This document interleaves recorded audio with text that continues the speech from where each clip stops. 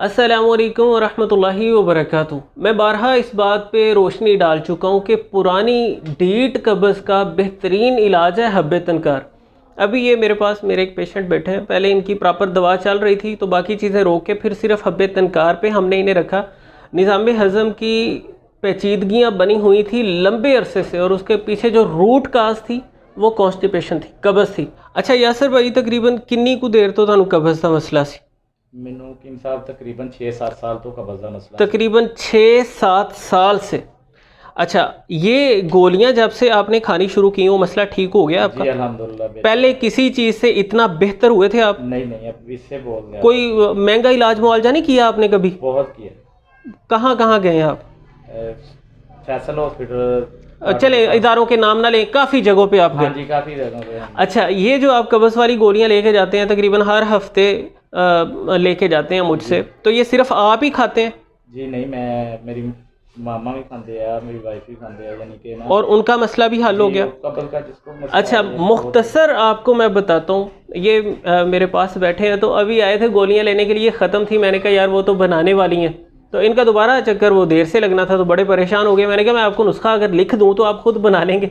वो कहते मेरा भाई भी कह रहा था कि हकीम साहब से कहना कि हमें नुस्खा लिख दें, तो मैंने उसे कहा कि अपने हाथ काट के कौन देता है तो मैंने कहा हम देते हैं काट के। तो मैंने अभी लिख दिया इन्हें। ये देखें, सुहागा सफ़ेद बिरें 10 ग्राम, अजवाइन खुरासानी 10 ग्राम, काली मिर्च 30 ग्राम, मुसब्बर जर्द मुसब्बर 40 ग्राम। सुहागा आपने 20 ग्राम लेना है, उसे थोड़ा सा तोड़ेंगे, बारीक करेंगे, तवे वगैरह पे डाल दें, ऊपर कोई कोली वगैरह डाल दें, नीचे मुनासिब सी आग जला दें, तो वो पहले सारा पिघलेगा, फिर वो पतासे की तरह हो जाएगा। इसका मतलब है वो बिरें हो गया। उसमें अब किसी तरह के कोई टॉक्सिन्स, कोई जहरीले, कोई नुकसान पहुंचाने वाले अनासिर बाकी नहीं रहे। तो 20 ग्राम को जब आप बिरें करेंगे इस तरीकाकार से, मैं वो सारा प्रोसीजर आपको प्रैक्टिकली दिखा भी चुका हूँ, इस वीडियो के डिस्क्रिप्शन में लिंक भी डाल दूंगा। 10 ग्राम बाकी बच जाएगा 20 ग्राम में से। और 10 ग्राम ये अजवाइन खरासानी, इनको चीज़ों को बारी बारी घोट के बारीक कर लेना आपने। काली मिर्च को भी रगड़ लें, जर्द मुसब्बर भी रगड़ लें, पीस के बारीक बना लें।